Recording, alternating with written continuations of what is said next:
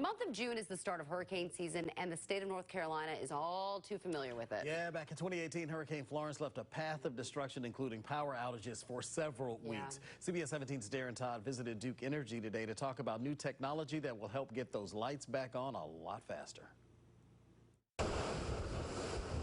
Hurricane season has officially begun. The arrival of Hurricane Florence left around 1 million customers without power for weeks. Duke's Energy Distribution Center says it's because of events like that they've created the smart self-healing technology.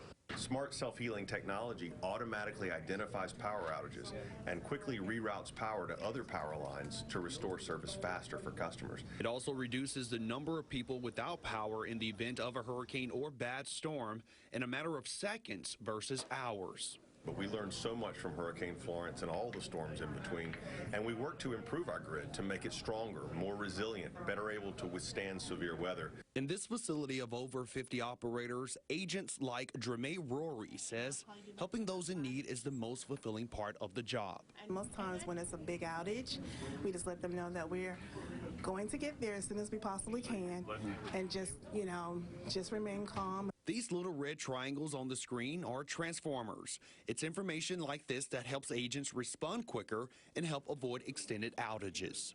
You can really turn someone's day around because the automated system will generate a time. It may say 2 hours, and on a hot day like today, once they actually get home and just flip a breaker and everything comes back on, it's such a good relief. An additional tool to help Duke Energy as they prepare for the season ahead.